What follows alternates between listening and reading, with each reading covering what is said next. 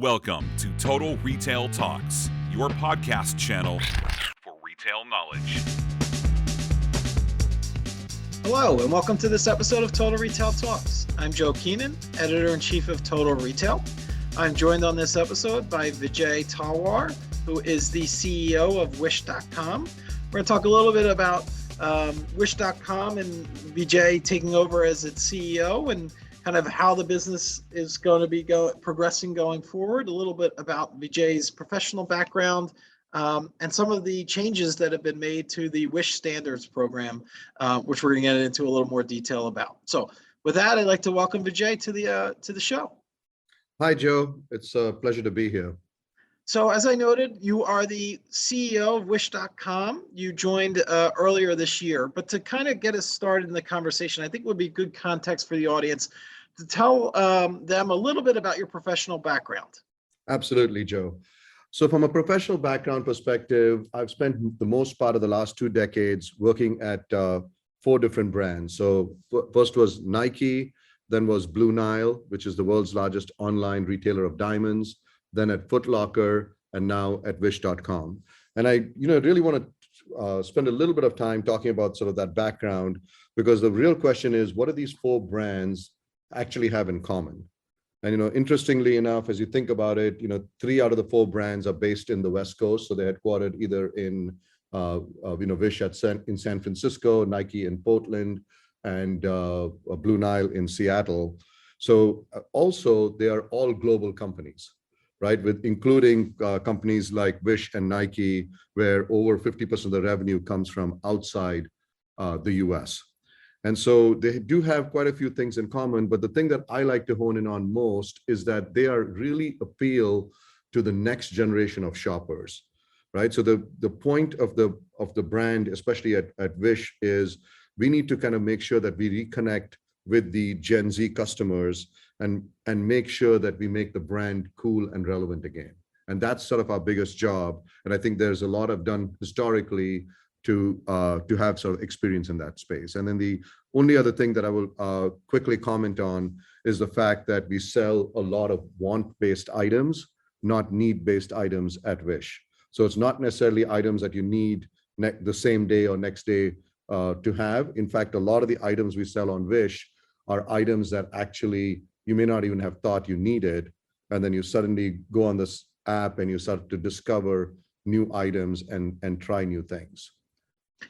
So I think that provides a good background a little bit in terms of where your career led you to Wish.com.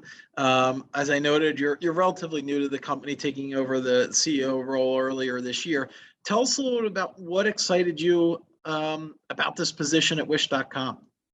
Yeah, I think Wish is an amazing opportunity. Obviously, it was a company that went public in about 2020, and the last 12 to 18 months have not been very favorable from a business and a stock perspective. So it's clearly a turnaround opportunity. So the fact that it is a turnaround was very attractive to me. But more importantly, it's the purpose of Wish. Why does Wish exist? And I really believe that Wish exists to serve the underserved customers and consumers globally.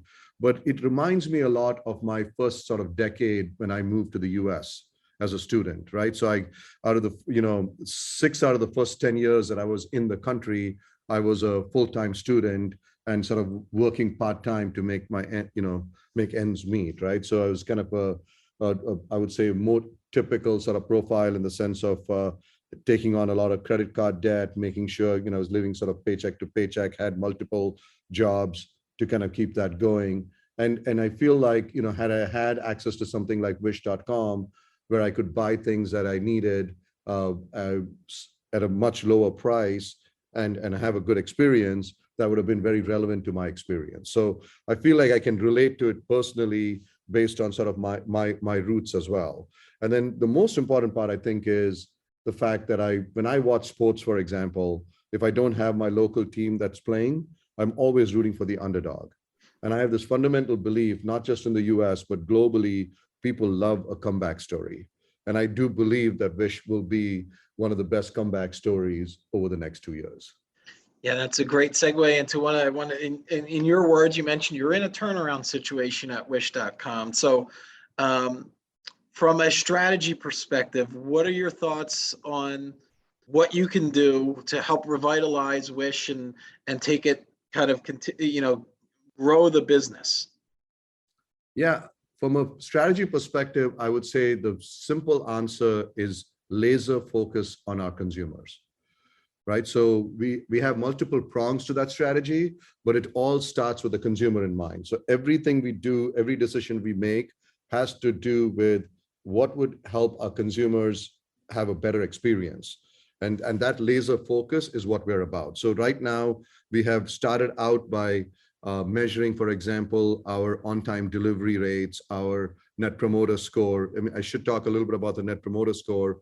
It was, 6 months ago, our net promoter score was actually negative, right? Not only did we get into a positive territory in the last 90 to 100 days, we've actually doubled that net promoter score, right? So that's something, again, it's very difficult to do. In my past jobs, when you're trying to increase net promoter score, you can maybe get a 5-point increase over a 12-month period. So it's pretty incredible what the team at Wish has been able to do from a consumer experience perspective. But it's not just enough to improve that consumer experience. That has to be supported by deepening our relationships with our merchants, which is the second part of our strategy, and making sure that the growth in number of buyers and number of consumers is ultimately what will drive a better business model for the merchants as well. So what can we do for the merchants in terms of making sure that they're having a good experience on Wish? And last but not least, nothing is actually possible without the help of our team. So the third part of the strategy is really focusing on the team and the culture of the company. As you know, turnarounds are a lot of times more about the people and the culture than about the brand and the strategy. So I think those are the three most important elements of our current turnaround. Yeah, and I want to follow up, Vijay, on the merchant point of your answer. So Wish.com has been experimenting with merchants in mind, some different pricing strategies. So can you talk a little about how you're approaching those tests and some of the early learnings you've gotten from some of that different pricing strategies that you've rolled out? Yeah, and again, I would say that ultimately some of the pricing strategies could benefit the merchants, but our main focus of the pricing strategy and the tests have been on the consumer. So what we have done is we've actually tried playing around with, measuring the elasticity of demand. So increasing prices, decreasing prices in some key markets and key categories to see what impact it actually has. And we talked about this in our last earnings call, but we saw in some cases our order volume going up by 20+%. And so now what we're trying to do is roll that out in many parts of the globe. We started with Europe first, and we're now moving into the other parts of the world. But our goal is sort of twofold. One is to do what we need to do to make sure that most number of consumers are coming to our site and converting on our site, but that automatically then has a benefit for the merchants who will sell more units and their economics improve as well. And then the second part of that pricing strategy is having conversations with our own merchants about their commission rate and what makes the most sense both for them as well as for our overall business. So all of that is kind of going really well, and a lot of that will come to fruition here by the end of Q2 and the beginning of Q3. So let's talk a little bit about your consumer based on that answer. You mentioned earlier that one of the things that you're hoping to do is to become, more relevant and more attractive to a younger consumer. You called out the Gen Z demographic. Tell us a little bit about Wish's current customer, what they're, and kind of their experience. You talked a little bit about they're coming and kind of being inspired and browsing, and they're making more impulsive purchases based on that inspiration. Tell us a little bit about the customer that you're currently seeing, and maybe those that you help to acquire more of, as well as the experience that you give to them. Absolutely. So I think it's a really good question, Joe. And what I would say there is that there's two components to our business. Think of it this way, that we have had the Wish app downloaded over 1 billion times on a device, right? So we have a pretty big installed base of consumers. Many of these consumers are still loyal consumers today, but many of them also left the brand or not as frequent purchasers or visitors today. So part of it is focusing on that consumer I would say is more diverse as an audience overall, both from a global perspective, from an ethnic perspective, from an income level perspective. And that group we want to really focus on by rebranding Wish. So we're going to create a new campaign to really, the focus of the campaign is to ensure that people who have even tried Wish before know that this is a different type of company and a different type of brand, right? So it goes beyond just sort of a new logo and a new font and a new color and a new sort of consumer experience. It's the entire journey, right? From the promise for the type of products to the amount of time it takes to shipping, for the, when you think about, payment options, adding a lot of different things that are both noticeable to the consumers as well as the merchants. Now, when you shift gears and talk about the Gen Z consumers, many of them, because if you think about the Gen Z consumers, they kind of go from the age of 7 to about 24. Many of them may not have tried Wish before. And so this is an opportunity for us to capture a completely new audience that's very, very relevant. And they are obviously very active from a social media perspective as well. So for example, one of the things we recently launched is something called Wish Clips.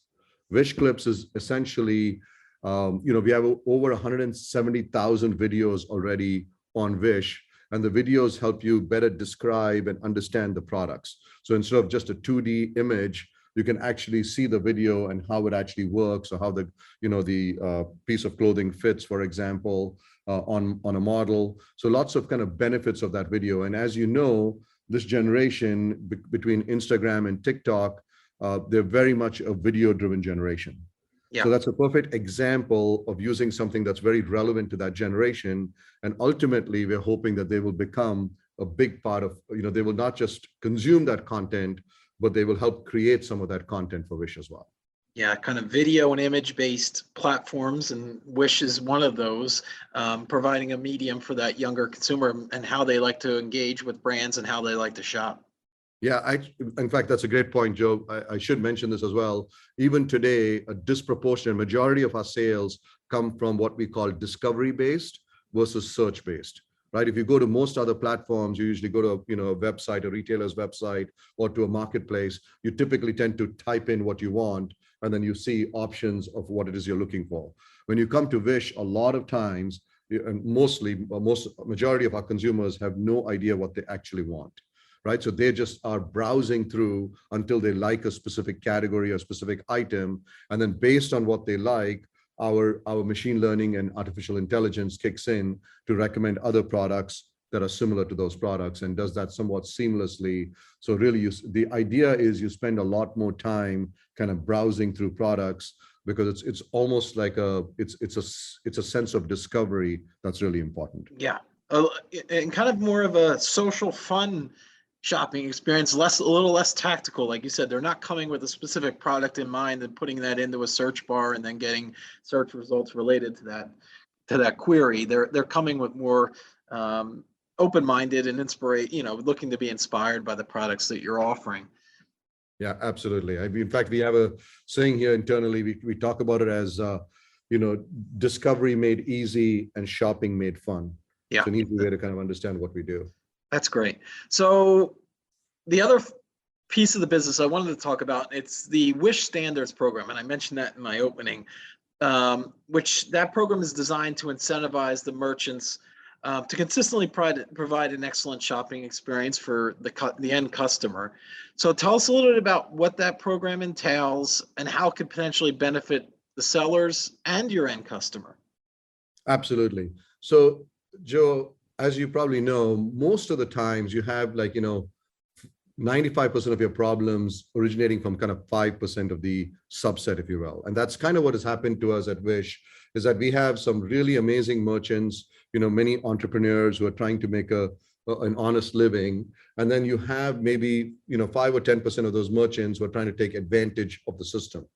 Today, what we are doing is we monitor that much more closely, and we are making sure that we very quickly act upon any information that we get. It could be bad reviews, it could be items that are not showing up, or not showing, the quality not being what consumers want. So we are starting to look at that sort of much more real time, and essentially, have appropriate sort of warnings for the merchants in place. Then in the old days, you would be able to use a second email account or a different address or a different location or even a different country to pop back up with a different virtual storefront. Now what we've done is we've made, with the Wish Standards program, we've made this whole thing an invitation only program. So even if somebody wanted to come online and say, hey, I want to sell my products on Wish, they have to go through sort of think of it as a due diligence or an interview process before we can turn them on the platform. And so what that does is it makes sure that if it's somebody that's been continuously sort of abusing the rules, that we can keep them off our site. And more importantly, it means that therefore we can actually focus on our best merchants. Part of that is also an extension of Wish Standards, which is now we've created a tiered system of merchants that go from bronze to silver, silver to gold, and gold to platinum. And that also means that we can work disproportionately with our best merchants, in terms of, payment terms, in terms of discounts, in terms of just giving them more exposure to their products, and really kind of building a much deeper relationship with those merchants. And so we're really focused on trying to give disproportionate level of service to our best merchants, and making sure that the ones that are truly committed to Wish are the ones that are benefiting the most. For those that might not be familiar, how about the fulfillment of product from your merchants? Is that handled by Wish? Is that handled on a individual merchant level basis? Talk about after a consumer makes a purchase, the fulfillment of that order. Yeah, so historically in a lot of marketplaces, there's these two sort of options, right? One is that the merchant directly fulfills it to the customer, and then the second is they use some of the infrastructure of the marketplace to enable that fulfillment. I would say this is one of the areas that we've been making some investments, and as we have made more investments, more and more merchants are using our logistics and warehousing infrastructure to complete that sale. And what that does is it's able to provide us with more consistency in terms of the on-time delivery, but more importantly, even when you do miss that sort of deadline, we have a much better sense of where the product is in that flow or in that pipeline, so we can inform the consumer if the item is going to be delayed or if the item is stuck somewhere.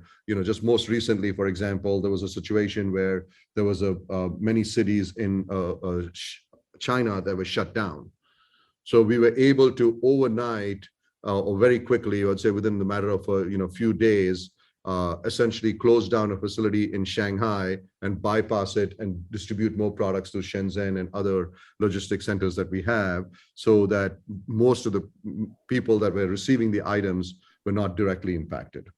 Yeah, it's a great example of providing that level of transparency into the supply chain, which consumers expect. When they order something, they want to be able to track it, when they're going to be able to get it.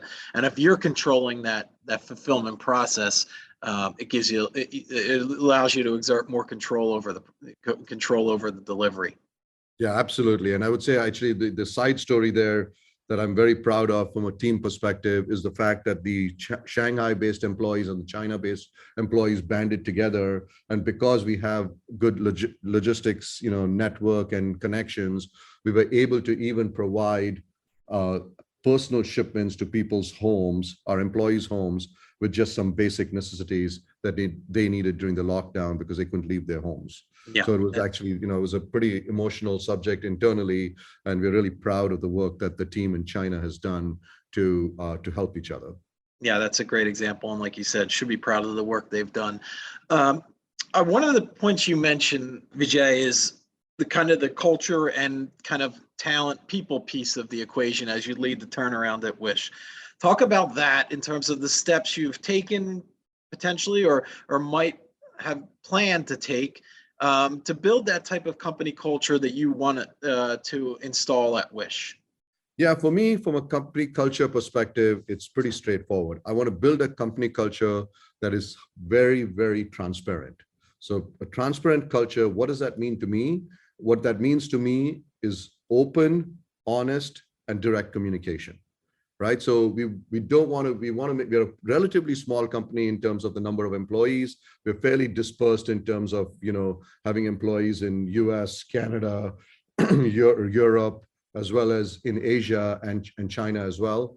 And, it's important to kind of have that sort of red thread that runs through the entire organization. And that, I believe, is our culture and what differentiates us. So having that sort of model of, transparency is really important to me. And I would say we have started the journey, and, culture is always something that takes sometimes not weeks or months, but years to change.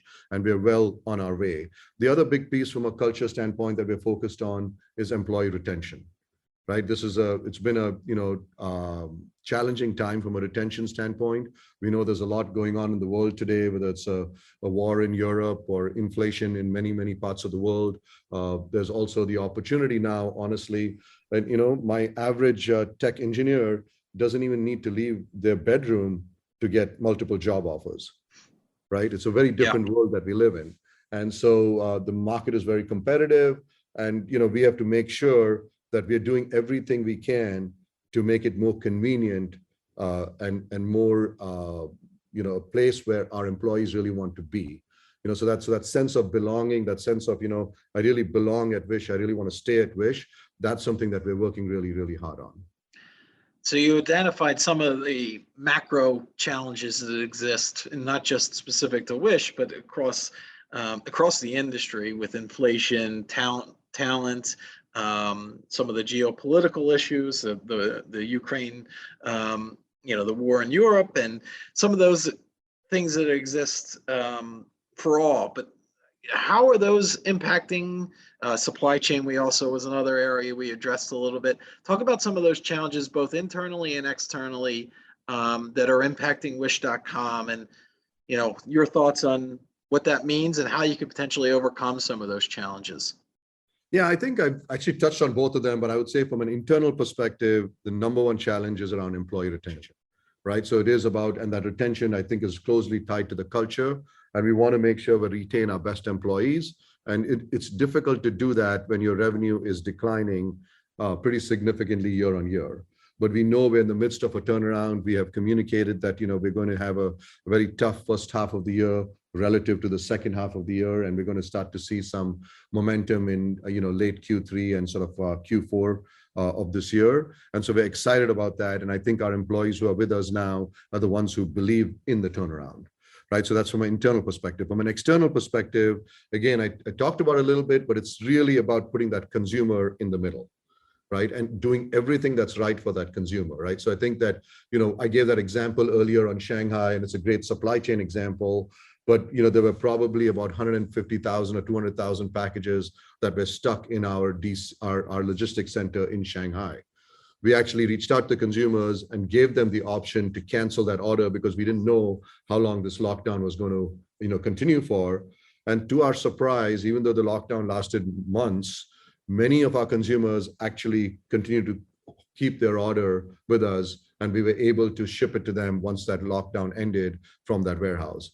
But more importantly, millions of packages that would have gone through that warehouse were able to bypass that warehouse and get to the consumer on time as well. So we're definitely seeing some of our logistics costs and, airfare and other shipping costs kind of increasing, but we have actually managed that pretty well, both working with our logistics partners and our teams on the ground near our merchants. But also by one of the key differences at Wish relative to other marketplaces and other retailers is we actually charge for shipping. And by the fact that we actually charge for shipping means we share some of that burden, even in good times when the costs were low, as well as now in tough times when costs are high as well. And so that's an important partnership for us in terms of you think about it. But that means it's not a distinct change. We're not, you do hear about others thinking about whether they should start charging for shipping now or should start charging for returns. For us, a lot of the policies have not changed. So that makes it ultimately a much better consumer experience. Yeah, they won't be shocked if they're not shocked that they're saying that they're paying for shipping, because that's always been the policy at Wish. So, whereas some others that have traditionally offered free shipping, if as costs keep on rising and they're thinking about adding that, that's going to be a big adjustment and potentially may drive some of their customers away for retailers that and brands that start charging for shipping that haven't done so previously. Absolutely, Joe. And the other thing that's worth mentioning too, I don't know, it's both internal and external because it's impacting all of us, is inflation, right? So as prices are going up, as the sort of, the job market is shifting a little bit, as the sort of economic growth numbers are kind of coming down in many countries across the globe, it is really interesting to see. I personally believe that people will start to, Americans and Western Europeans, where many of our customers are, love shopping, right? So they're somewhat, I would say, describe it as almost addicted to shopping or enjoy shopping. It's one of our favorite pastimes. But when times get tough and you're spending a disproportionate amount of money on, groceries and gas and other need-based items, it doesn't mean that you stop buying the want-based items. What it typically means is that you're trading down. So you may trade down from a luxury brand to a premium brand, or from a premium brand to a cheaper alternative. And this is exactly where Wish comes in, right? We have a lot of options of items that are priced, from between $5 and $10, right? Yes, you do have to wait a little bit longer to receive it, but that value proposition works really well during turbulent times like those, like that we're in right now. Yeah, that's actually a great point, Vijay. And I was going to ask about that, kind of the value, kind of emphasizing the value of the experience and the product, as inflation impacts consumers, and that doesn't seem to be stopping or slowing down anytime soon. Is that a focus for Wish, is kind of marketing that value that you offer? Yeah, absolutely. I think it's a common, and again, we talked about some of the strategic pricing tests that we're doing. We want to make sure that we are able to deliver, greater value to our consumers. We want to be able to make sure that, provide transparency even from a consumer perspective. And so, yes, if an item did cost, before it cost $3 for shipping, and now it may cost $4 or $5 for shipping, because shipping costs have doubled, or whatever the situation might be, we want to make sure we are working diligently on keeping that value proposition. Yep. Right. But one of the biggest advantages that we have is you're reading a lot today about a lot of retailers that bet on the wrong inventory. Right. So there's people who, announce sort of earnings in their earnings calls that they are going to have to do higher number of sales and discounted items and things like that. One of the biggest benefits of being a marketplace is we don't store that inventory. And in many cases, we're going to the source and to the factories that manufacture the inventory. So what that means is that we don't have that problem of having the wrong inventory in our warehouse, and because we're really buying those items real time and shipping it to the consumer. And so that makes the entire supply chain much more efficient as well. We avoid the whole sort of predictive piece of, being open to buy, and how many dollars do we have, how much of that do we want to spend on inventory. That makes the business model a lot simpler and probably more appropriate for this sort of the tougher times ahead.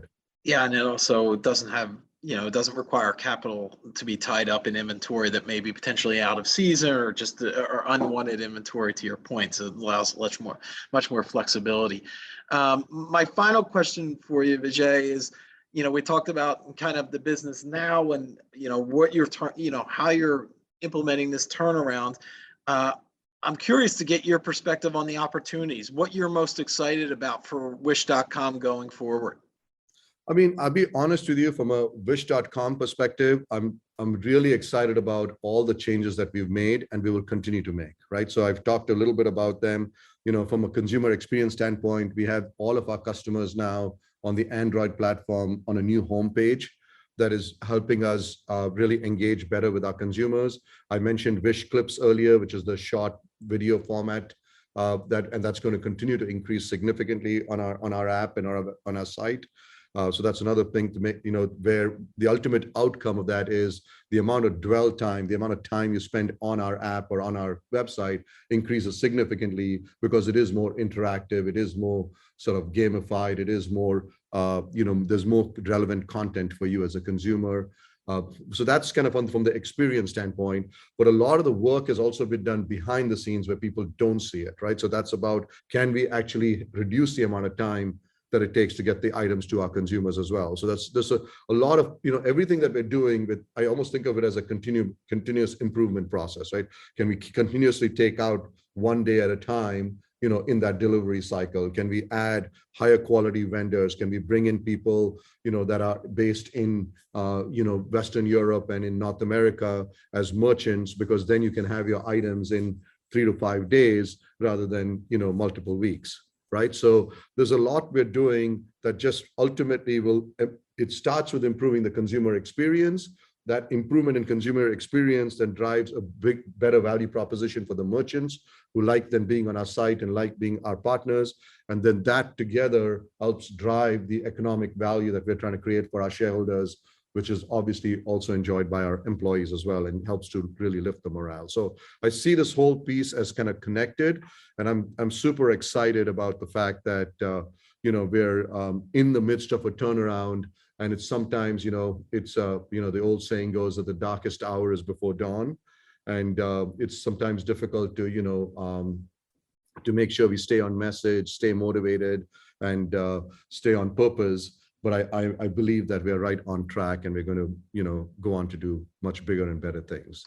Yeah, and I think you've laid that out nicely, Vijay, in terms of the roadmap that you have and where you're kind of placing your focus and investments as you lead that turnaround at Wish.com. So with that, I want to take the opportunity again to thank Vijay Talwar, who is the CEO of Wish.com, for joining us on this episode of Total Retail Talks. Thank you, Vijay.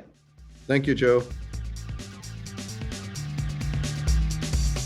Thanks for listening. For more information on this podcast, please check out our podcast channel page at mytotalretail.com/podcasts for show notes. Total Retail Talks is available on Apple Podcasts, Google Podcasts, Stitcher, and Spotify. Make sure to subscribe on our podcast channel page as well. If you've enjoyed this episode, please take a few moments to rate and review this podcast. Thanks, and until next time, this has been Total Retail Talks.